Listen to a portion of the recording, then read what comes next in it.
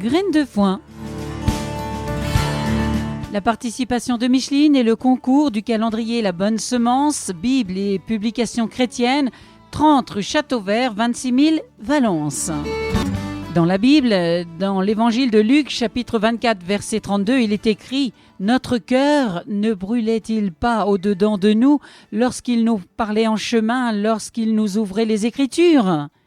Et dans la première épître de Pierre, chapitre 3, verset 15, il est écrit « Soyez toujours prêts à répondre, mais avec douceur et crainte, à quiconque vous demande raison de l'espérance qui est en vous. » Aujourd'hui, le meilleur des amis. Nous sommes en hiver. Il neige inlassablement sur cette haute vallée de montagne où la vieille Adrienne vit seule.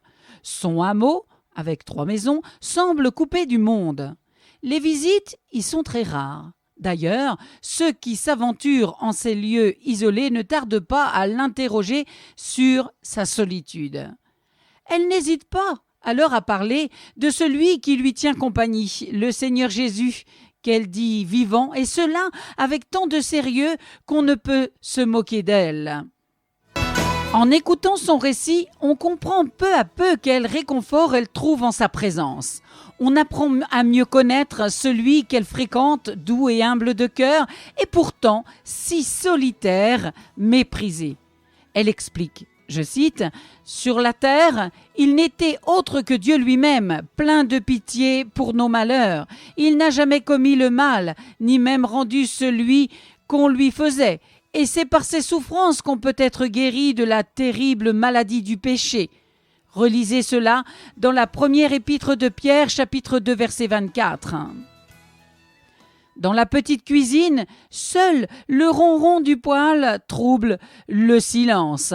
Les yeux de la vieille dame brillent lorsqu'elle ajoute « Il est ressuscité ». Le tombeau même n'a pu le retenir. Bientôt, il reviendra nous chercher et je l'attends.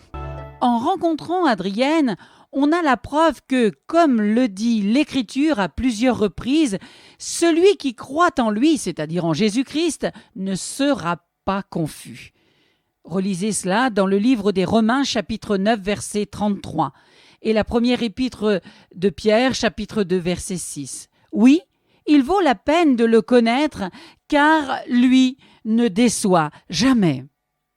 C'était Graines de foin, la participation de Micheline, le concours du calendrier La Bonne Semence, Bible et publications chrétiennes, 30 rue Châteauvert, 26 000 Valence. Aujourd'hui, le meilleur des amis. À bientôt.